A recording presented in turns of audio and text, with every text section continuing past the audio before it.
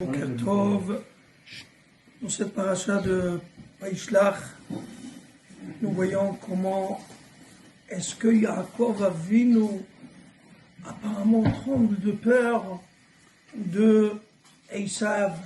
Quelle soumission à cette reprise. Il se considère comme un Eved, comme un serviteur, et il appelle Esav un maître, que tu es un maître. Oui, et il lui envoie en disant: sache, Im Lavan Garti, je suis resté un guerre, un simple étranger. Apparemment, les brachot de mon père n'ont pas été réalisés, alors qu'il m'avait promis Heve, Gevir le Achecha, que tu puisses toi dominer tous tes frères. Ce n'est pas du tout le cas. Je ne suis resté qu'un simple guerre. T'as pas donc à m'en vouloir, t'as pas à me haïr.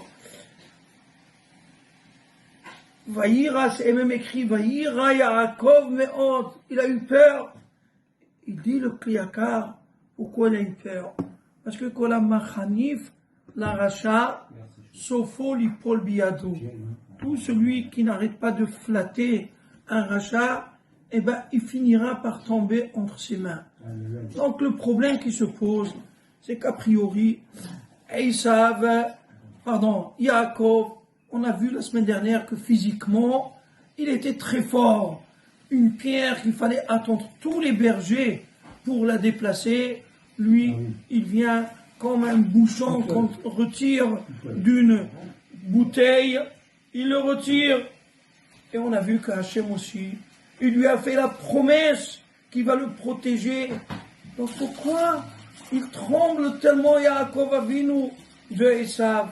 La réponse, lui personnellement, effectivement, il n'avait rien à craindre de Esav. Il était même beaucoup plus fort physiquement et spirituellement. Il avait la protection d'Akadosh Baruch Hu. Pour lui personnellement, il n'avait rien à craindre. Seulement Yaakov Avinu savait qu'il y aura une guerre perpétuelle entre sa descendance à lui et la descendance de Esav, comme c'est écrit, où l'homme, mille hommes y ématent. L'un, il essaiera de dominer l'autre, d'écraser l'autre.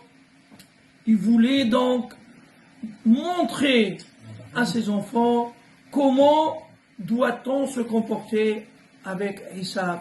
3 choses sont obligatoires pour s'occuper avec Esav. Surtout pas la confrontation, ça c'est une chose qui est claire, surtout pas la confrontation.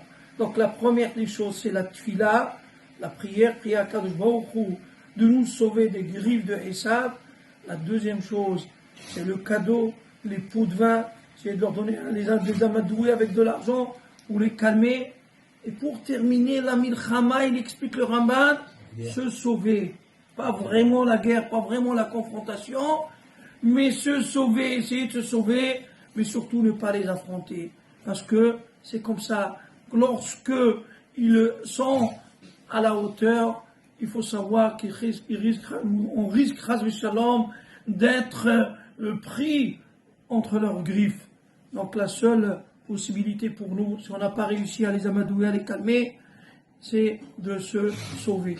C'est ça ce que Yaakov Avinu voulait laisser comme leçon à ses enfants, oui, pour l'avenir. Touchim Tiyou.